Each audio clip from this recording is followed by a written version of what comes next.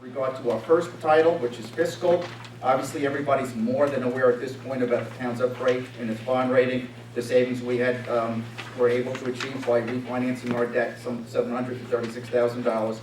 I should want to point out that the accounting department had prepared and submitted documentation that resulted in $1.2 million in grants and reimbursements for Southold Town in 2015.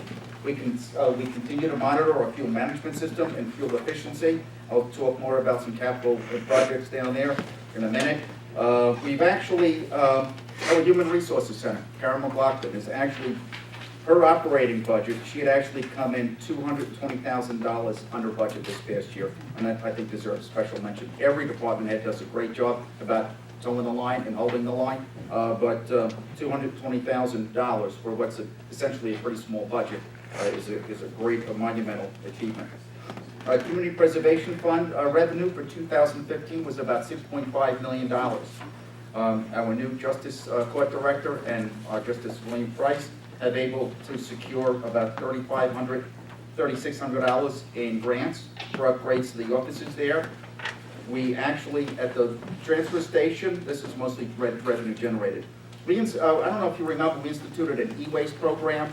It's actually, it actually offers two benefits. One, it provides a very seamless and easy way for the public to dispose of their unwanted electronics, televisions, etc. Not only that, we've been able to offer that for free. We actually turn that into a revenue source. It's not a lot of revenue, but it all adds up when you're trying to put a budget together. And last year we generated about $6,000 in revenue while being able to offer that service for free. We actually just crafted a new agreement with the town of Babylon with regard to solid waste. We now have a new agreement. So Babylon takes over our waste from us, and we're going to save about another $106,000 there. The fund balance for 2015, we estimate that we are actually going to be about $750,000 higher than what we had anticipated at the close of 2015. The first few months of 16 has had us reevaluate some of this information, and we look like we're going to be in the black by another $750,000, which is, again, good news. Some of the legislative efforts that we had, you'll see a lot listed on here with regard to marine resources, shellfish, etc. We actually, one of the highlights I would like to focus on is the town's, the creation of a floating zone for historic structures. I covered that over the past few months. It actually provides incentives for people to buy our churches, to reuse our churches, and more importantly, to protect those churches. I call this highlights. For some of you, it might be lowlights, because I know this was a very contentious issue. Southold adopted new legislation that restricts short-term rentals to 14 days or more. It was a tough decision to make. I know each of the board members weighed very heavily the different options that we had, whether we should go longer or shorter. But at the end of the day, we felt like 2 weeks minimum was more than reasonable. It balanced the town's tradition of seasonal rentals with an understanding that shorter than 2 weeks is really a commercial operation that has no place in the residential zones. We had actually recently undertaken amendments to Chapter 275, it's the Wetline and Shoreline Code, along with Chapter 280.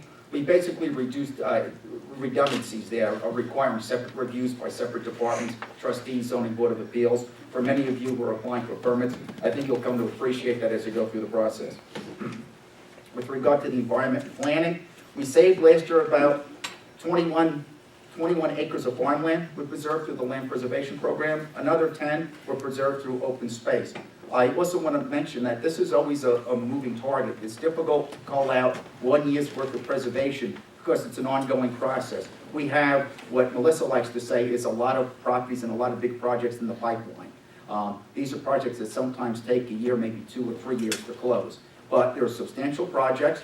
We have had good sources of revenue with the CPF fund. It's certainly doing better than what it was a few years ago. But I also want to let people know that when these major projects get completed, we could find ourselves in a situation where we need to find alternative sources for preservation.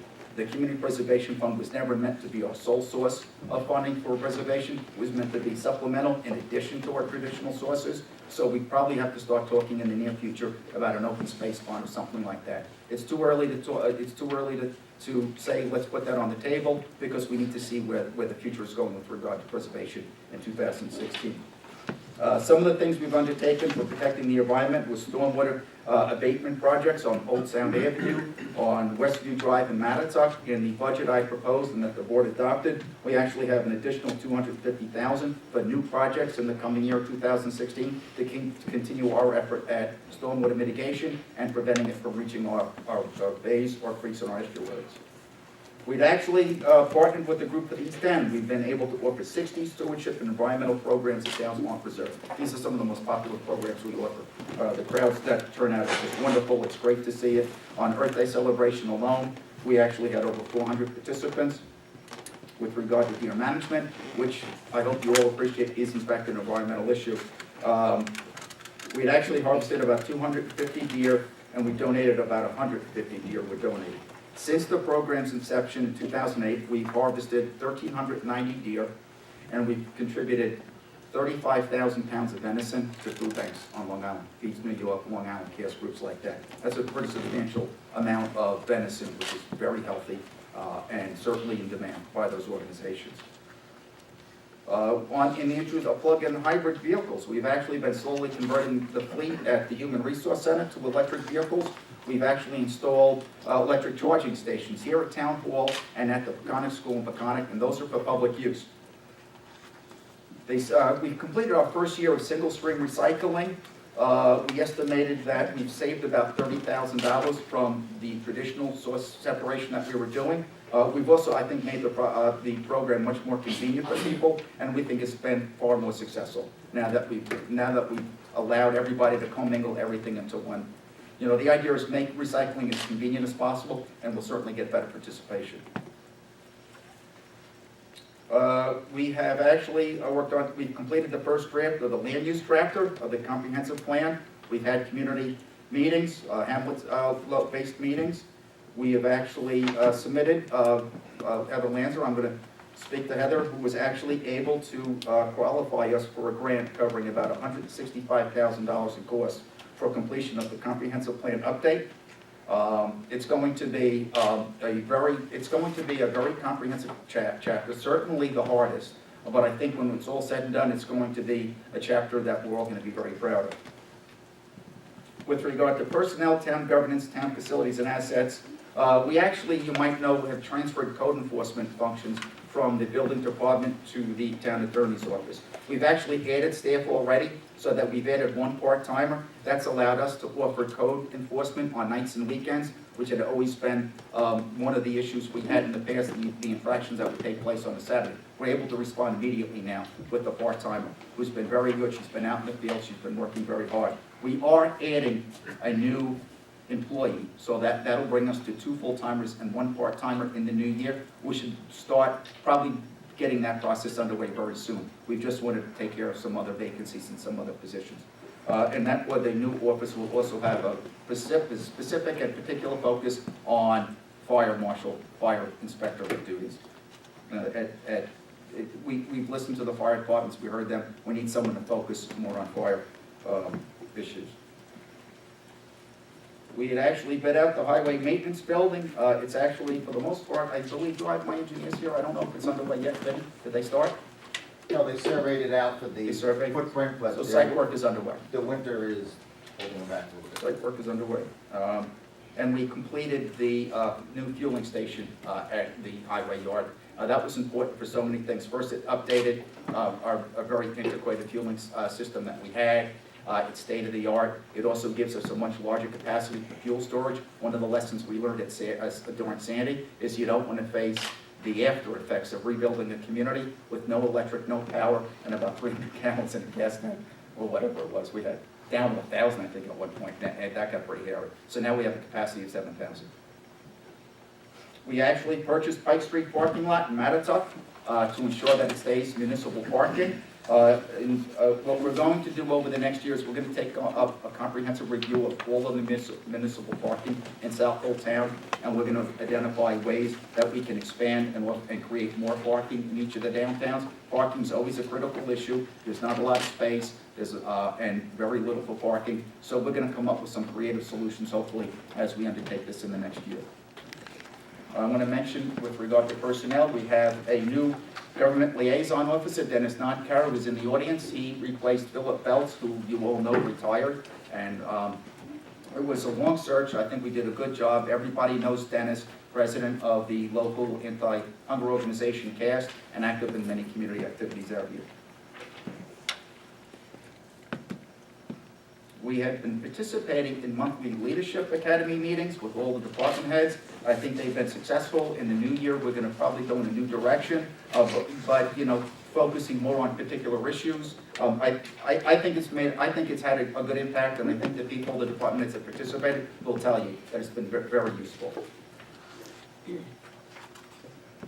We installed a generator at the Peconic Lane Community Center to use as an emergency shelter. What we found in the past was we open a lot of shelters in the event of an emergency, and the difficulties in staffing all the shelters, and we don't always need so many. So we're going to consolidate a lot of our efforts at the Peconic School to make that a shelter. We're going to call that our primary shelter. It's outfitted with an electric generator now. Actually, that was donated by Charles Reichert, the owner of IGA down the block. Very generous of him. And from there, we'll reevaluate our emergency needs. It's an ongoing process. We meet on a regular basis. I can honestly say that the emergency management team is in contact with each other, if not every day, certainly every couple of days, on a host of issues that come up. With regard to some of the work that's been done within Town Hall, the Zoning Board of Appeals processed 92 applications last year. They spent about 126 hours assisting 665 people at the counter. They held 110 public hearings and conducted 509 site visits. The building department, 428 building permits were issued in 2015, 605 other miscellaneous permits, and 656 certificates of occupancy. Substantial amount of work by a hard-working department. With regard to improvements, again, with government functions and efficiency, I'd like to very much publicly state how grateful we are for Town Clerk Elizabeth Neville. Southold Town has basically computer-based document management. Betty, she saw upgrades, what we call Rio Laserfiche, good software that we could update and be even better with our management. It was a $100,000 cost in the town at the time when we did the budget. So we just can't afford it. It's nice, but we can't afford it. So what did Betty do? Betty went out and found a $99,000 grant to pay for the whole thing. With regard to community events, community relations, we actually celebrated the town's 375th anniversary. I want to give special recognition to the committee who worked very hard. Frankly, I probably, as a fault of my own, I didn't bring them together earlier to give them a sufficient amount of time to get a lot of work done, so they had less of a time frame to put these events together, which is very time consuming and labor intensive, but they did a great job. I know Bob was very active with that, and I think that they put together celebrations that we should all be proud of. We participated as usual in the Dr. Martin Luther King Day of Service. The Youth Bureau sponsored community service volunteer projects throughout this town. And we certainly, as you're all aware, probably hosted several community-based hamlet meetings that will continue in the new year. The Board of Assessors have been offering evening and weekend hours to assist property owners with grievances and exemptions. The Helicopter Steering Committee is, boy, that's a hard-working group. Bob, you're also involved with them. They held an informational meeting in October. There have been a series of forums in the past that I'm sure you're all well aware of. We hosted a community service forum and job fair that was held last April. The Housing Advisory Commission facilitated public forums on the Housing Advisory forums on affordable housing in April and in October. I'm going to talk in a minute in great more detail about affordable housing, but I do think that it's especially important to recognize how important education is, and again, I'll be going into greater detail in a minute. The solid waste transfer station received 1,740 tons of brush free of charge last year. The town's emergency management team provided shelter volunteer training on emergency shelter operations. Again, this is a group that's an ongoing, regular, daily, weekly operation. The Human Resource Center, Karen McLaughlin, delivered 25,662 meals to homebound elderly last year. They served 11,443 meals to people at the senior center. And the Katinka House offered 12,749 hours of care, of respite for elderly who are no longer able to take care of themselves. In the area of economic development, collaboration between the Economic Development Committee and the Norfolk Promotion Council for the American Express Small Business Saturday event in April. Business development workshop discussions in viticulture and agricultural industries. We've had over 25 participants. The EDC's business development workshop on commercial fishing, aquaculture, and the attendance there was 35.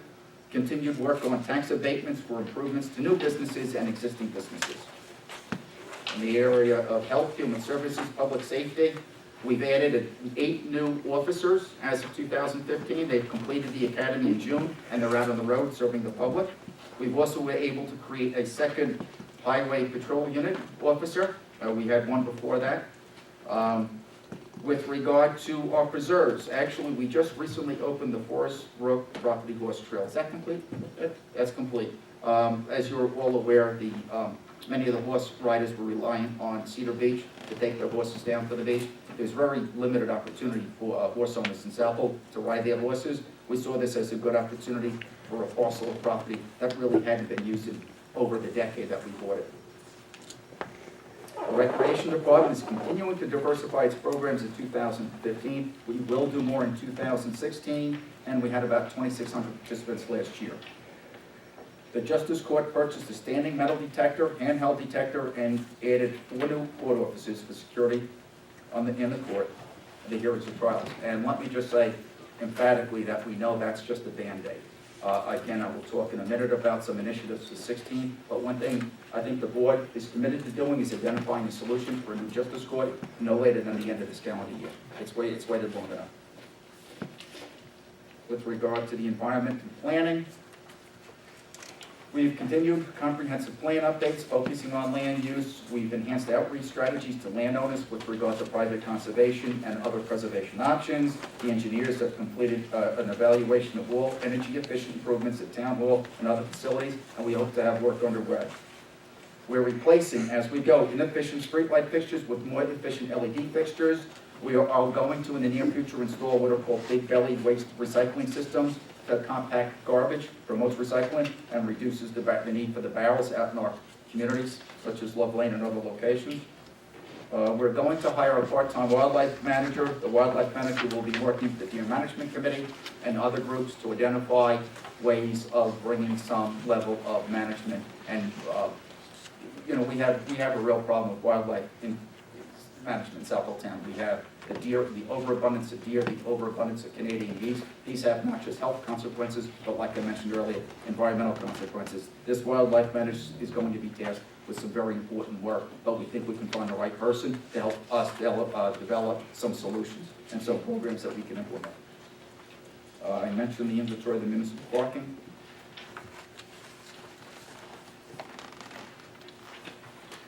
Oh, we're on initiatives already. I'm sorry, I forgot to say that we're on initiatives, actually.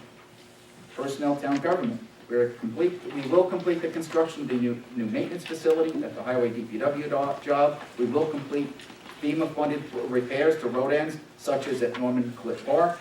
We're developing and planning an RFP to issue for a new court facility. We are in the process of removing and replacing numerous sidewalks in and around Town Hall.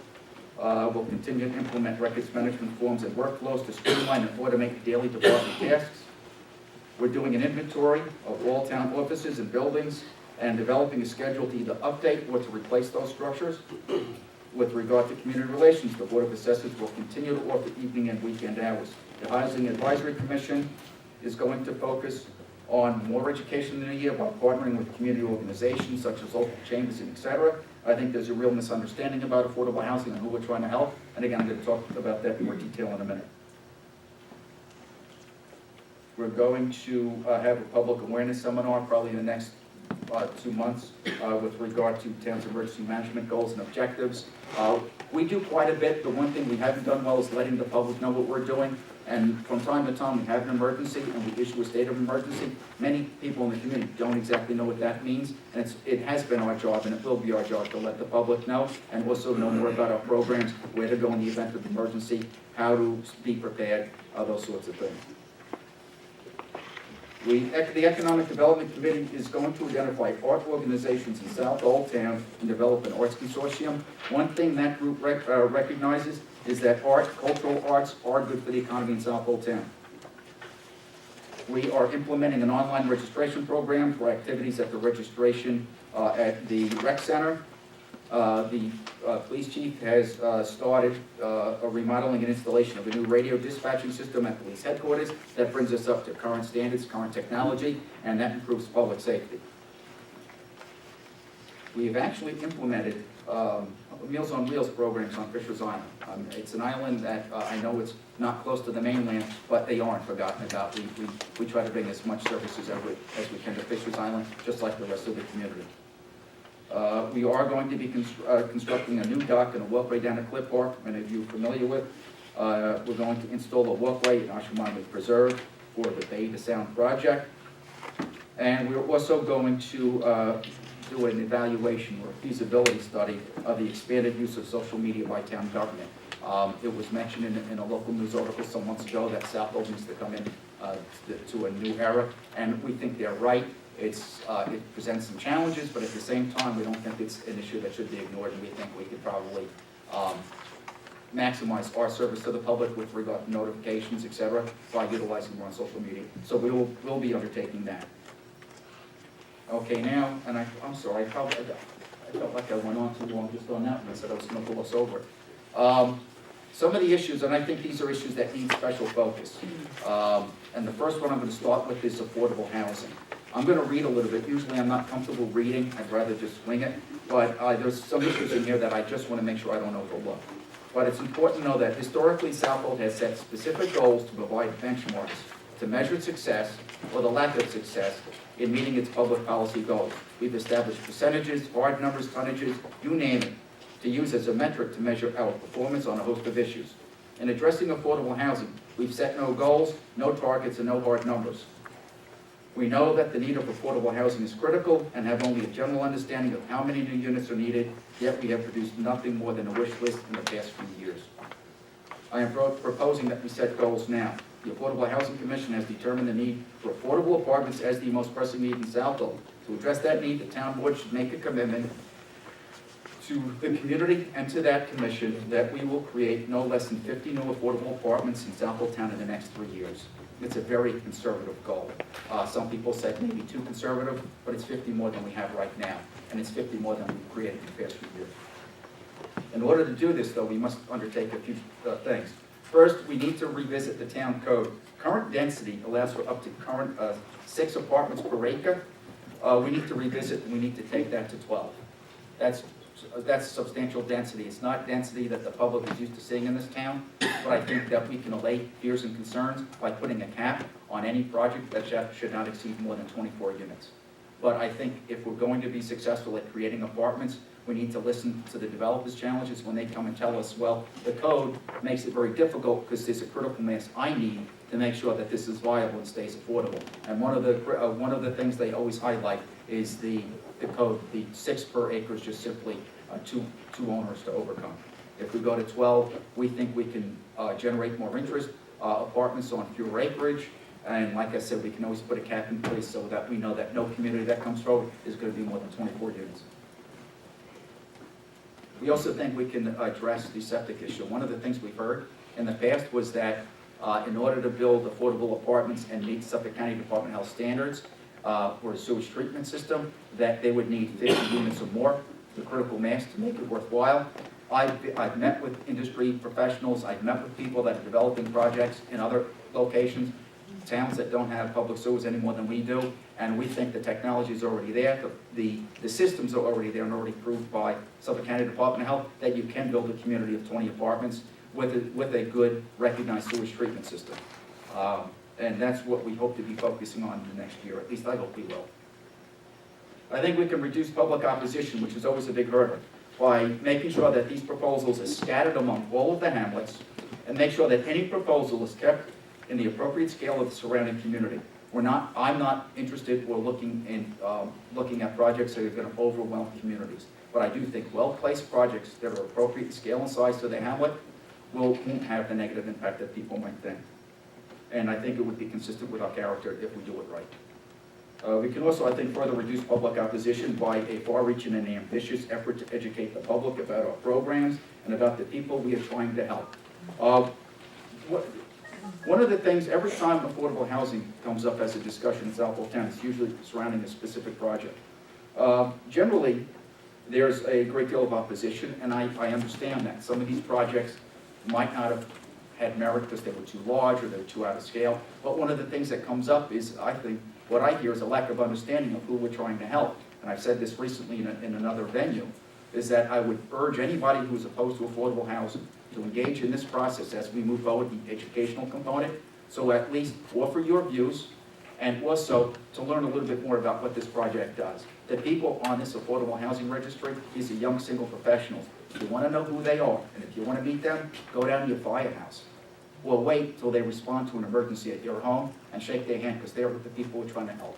When you go to East Long Island Hospital and that LPN is tending to your needs, introduce yourself to her or to him, because they're also on that registry. The guy that comes to fix your oil burner, he's on that registry. I assure you, these are people that are part of this community, they're productive members of this community, but they're at that stage in their life where they're maybe just starting out in a career, their earning isn't there to buy a home. I think the idea of offering them an apartment as a way to get started is the right way to go. And I think if we don't, we're going to lose our critical mass of young people. I think that's already happened. I've said this in the past. Southold's biggest export is its young people, and we need to do what we can to retain them with affordable housing, and as the Economic Development Council keeps looking at, trying to create meaningful employment. We also need to be more innovative in promoting the creation of more housing options. I think we need to modify the code that's going to allow for apartments to be a principal use in commercial zones. Right now, apartments are considered accessory uses. They're allowed in addition to a commercial use. Generally, they are capped out at no more than 3 apartments per principal structure, and they can't exceed more than 40% of the structure. Now, that was actually passed, I think, in 2004 by the previous supervisor. It was actually making the code more lenient to encourage apartments in the downtowns. In fact, at his request, I helped him draft that law. At the time, we were trying to strike a balance. The need for new apartments, and at the same time recognize that commercial centers need to stay commercial in the interest of a robust downtown, a robust economy. You know, the fact of the matter is, I do think there are buildings out there, there's existing inventory that are probably best suited to serve as residential structures. And I think if we were to adopt legislation that recognizes apartments as a principal use and allows no more than 6 apartments in any structure, I think we can generate more apartments. It will come with a caveat, though. The allowance to do that would have to be through a special exception issued by the Zoning Board of Appeals. The Zoning Board of Appeals would be required to ensure that the owner places a covenant on the structure to ensure that every one of those apartments stay as part of our affordable housing inventory in perpetuity. Tenants and new tenants would be selected off the affordable housing registry. The covenant will eliminate the need. Generally, when you create affordable housing, you put this overlay zoning on it, affordable housing district, and generally you use that as an enforcement mechanism to make sure that the housing stays perpetually affordable. The covenant can achieve that goal, and it eliminates the need to go through a change of zone. I think that it's pragmatic. We can implement it rather easily, and like I said, I do think there's technologies out there that some of the people that want to pursue this can overcome some of the hurdles they faced historically at the Suffolk County Department of Health. We're going to solve this by focusing on smaller scale problems. Southold Town Board issued an RFP a few years ago. We were looking for projects around 40 to 50 units. We're not going to solve affordable housing by looking at 40 to 50 units. And I can tell you right now, the community's never going to accept 40 to 50 apartments on one piece of property, and I don't care where you put it. They're not going to accept it, and maybe they shouldn't. But again, like I said earlier, if we scale these communities and keep them within the scale and the character of these downtowns and of these communities, that I think the public will embrace these much, much more than they are right now. Another issue, which is a large issue and something that we need to wrestle with over the next few months, and that is road resurfacing and road improvements. I've met with Highway Superintendent Vincent Orlando, and together with the town board, we are developing a budget and a program to undertake the complete restoration of town roads. This will be a substantial and costly project. However, the roads have been devastated by winter storm events, and we need to make investments now. We should organize this around a 3 to 5 year plan. And the challenge to the town board is, how are we gonna pay for it? I mean, frankly, it's a substantial undertaking. I don't even want to venture to guess what our costs are gonna be as we develop this plan over the next few months, but we're talking in the multi-millions. We're talking about millions of dollars. That's the level of damage that we're seeing on these roads. And asphalting is an expensive proposition. I think the plan will work best if we establish a committed account. The money that we're going to earmark for road restoration and resurfacing needs to be used just for road resurfacing and restoration. One of the things that goes against my better judgment, but we might not have a choice, is to look at the prospect of bonding for the work. If we're gonna spend $2, $3, $5, $7 million, I can't absorb that into a budget each year, without certainly not just piercing the cap, but blowing right through the cap. And we might need to think about bonding to pay for these repairs, particularly if you want to get these repairs done sooner. Even with bonding, we still might very well have to pierce the cap. And I want the public to understand tonight, in order to get this work done, this town board's going to have some serious questions to answer over the next year, some serious decisions that have to be made. Because realistically, I don't see how we can get this done without piercing the cap at some point in the next couple of years. The Justice Court dilemma, as I mentioned before, we will hope to have we should have a solution identified before the end of the calendar year. One issue you might have read about is disability reform. Southold Town has actually been struggling to pay for the cost of disability with regard to how it extends to police officers in Southold. We actually have had one officer, Joseph Wysocki, who was actually injured in 2010. He hasn't been able to come back to work since 2010. The cost of carrying it's a full salary, it's a tax-free salary, and all of the benefits that accrue to that salary and to that officer was about $954,000 of taxpayer money since 2010. That's a substantial amount of money. It doesn't begin to count, well, let me just say, we also have our second officer, Officer David Hunstein, who's been out since 2012. His costs were about $600,000. It's full salary, all the benefits, the cost of the retirement system and everything else.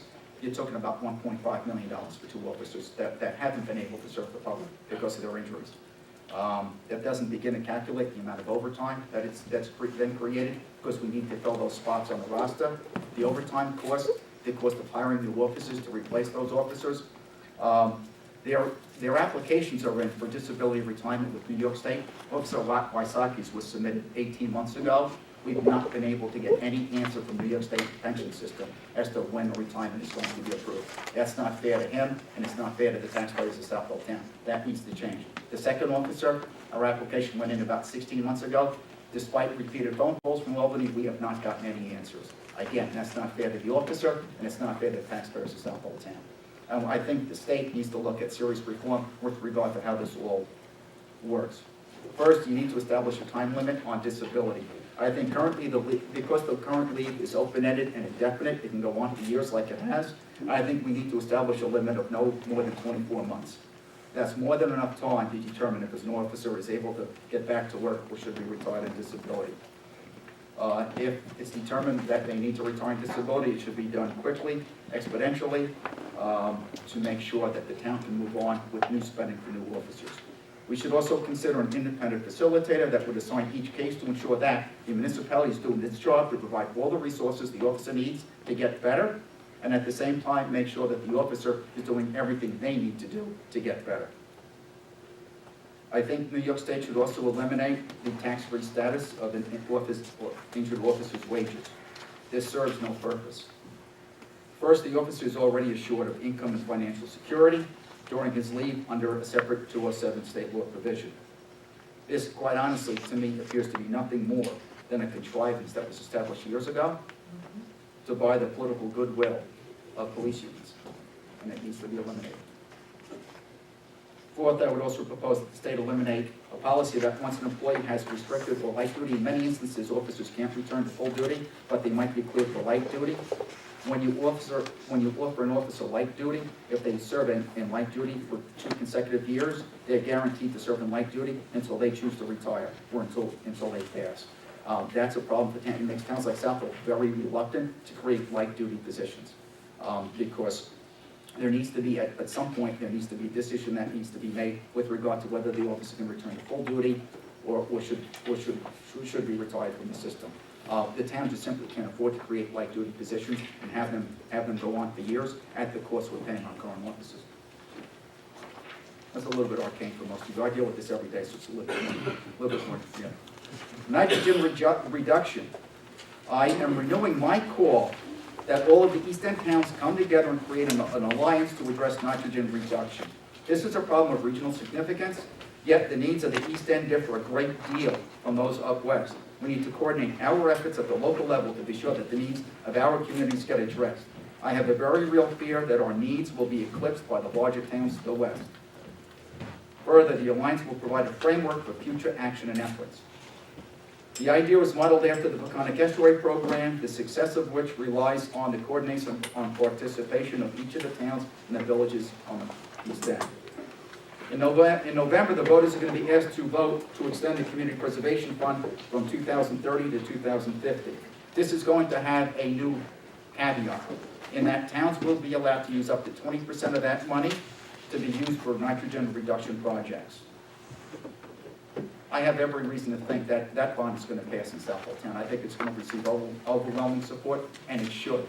But we need to remember that the income of the entire fund, CPF fund for all of 2015 was $6.5 million. That leaves about $1.3 million for nitrogen reduction. Nitrogen reduction is an expensive proposition. Over the next several years, it's going to be far more expensive than preservation ever was. What I'm asking the state to do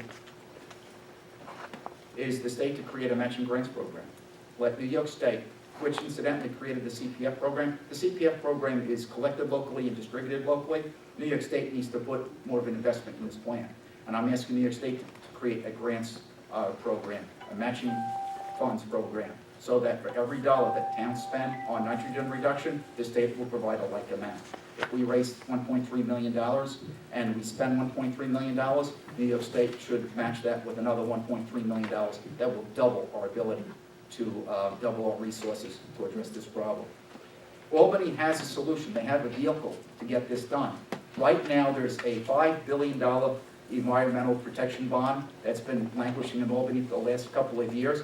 I'm asking the state legislators to show some courage, put it on the ballot, and let the voters of New York State vote and decide if they're willing to make that kind of investment in our environmental future. I'm confident the voters of the state will.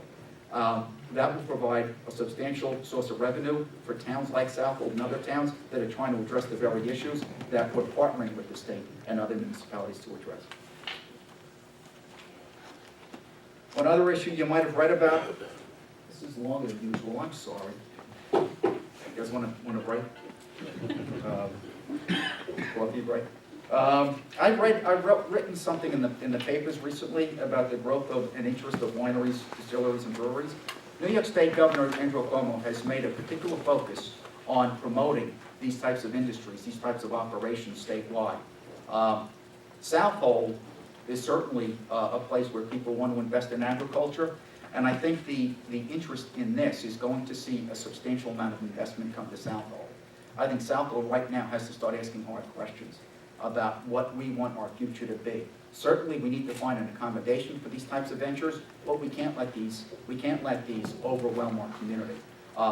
What we need to do is I don't think it can wait. The land use chapter is underway, but I really think we need to put this to the forefront over the next few months and say, what do we want Southold to be 5, 10, 20 years from now? If we do nothing, Southold risks having an economy built around drinking. And I think we need to do what we can to accommodate them, to make sure they complement the community, not overwhelm it. That might mean standing up to the Department of Agricultural Markets in Albany. They have got their marching orders from the governors. Go to the towns, demand that they strip back their zoning, surrender all of their land use goals and their comprehensive master plan goals, and make sure that they locate and site these facilities. Department of Ag and Markets are pretty strong. It's a pretty strong agency. But I think we can no longer just simply say, well, Ag and Market says we need to do it, so we can do it. It might very well need or require that we go toe-to-toe with Ag and Market, stand up and say, you know what, the local zoning, which has always been the sole jurisdiction of towns, really needs to rule the day here. We can work with Ag and Markets, but we can't be bullied by them. Code enforcement, I mentioned earlier that we are going to expand the staff, but I also want the public to know that look, we're making more effort, far more effort than we have. We've made much more of a financial commitment and a resource and manpower commitment to get this done. But I deal with complaints all the time with regard to code enforcement. And I just want to say that I think we need to have realistic expectations with regard to code enforcement. What is a code violation and what is not is something that we need to educate the public on. I get many complaints that I receive that simply are based on a lack of understanding of what the code can do for them. I'll give you an example of noise complaints. We get quite a few noise complaints. We've had one establishment that produced, I would say, upwards of 130 complaints over this past year. We went out with the noise meter and we gauged the noise. They didn't exceed the noise limits. They were completely compliant with the code. And I think what happens is when the town drives away and an owner doesn't see relief, their position is, well, the town, yet another code that the town's not willing to enforce. I think there needs to be a better understanding of what the code can and can't do, and I think it's our job to make sure the public understands that. And there's also another purpose for that, in that many of the code violations that exist in Southold Town, they're inadvertent. People simply didn't know that there was a code that spoke to the issue. And generally, when we go out now and we let them know, we get excellent compliance and some apologies saying, well, we're sorry, we didn't know. Well, it's our job to make sure the public knows so that we can avoid the need to send code enforcement out in the future on a variety of issues. We have a means for that. We have a venue for that. We have a town website. We run ads in the Suffolk Times. I think from time to time we should run an ad at the bottom, letting the community know, what the code is on any measure of issues they might deal, whether it's fencing or whether it's something else, just to bring that education to the public. Anti-bias task force, actually Southold Town, last year I had mandated cultural literacy training for all of the employees of Southold Town. The anti-bias task force is a wonderful group, they're a hard-working group, and I think this town board stands ready to help them over the next year as we look to expand their role in the community, particularly with regard to education. We'd like to look at holding community forums, a group called Erase Races, and things like this. Get the community involved in this process, and I'm confident that we're going to be able to help them strive for a bias-free and tolerant community. Youth services. The new year will bring a new direction for the Youth Bureau. A new part-time director will be in place soon, and the hard work of that committee will go on, and it will expand. We're going to broaden our scope over the next year in trying to address the needs of our youth. We will form alliances with schools, community groups, and other agencies to address the epidemic of drug and alcohol abuse. We'll support efforts of the Family Services League and others to promote and provide counseling and mental health services and wellness for our youth. And we should also explore the viability of the youth court, removing kids from the traditional justice process and dealing with them at a local youth court level. I actually think I've touched on everything that I'm going to discuss. I can't think of anything that any of the board members have anything that, it's the state of the town, it's a board-run town, not just a supervisor-run town. So if you have anything you'd like to add, please go further. This is quite an agenda of things that we want to address in the coming year.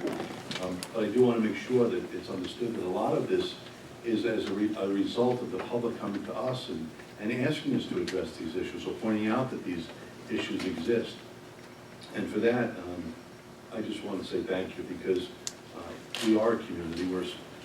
Everybody likes to call us a small town, but I think that when you see these initiatives, we might be a small town, but we have a lot of work to do. And we have a community that gets involved, a lot of volunteers and a lot of people who come to us and ask us to react to the things that are going on in town.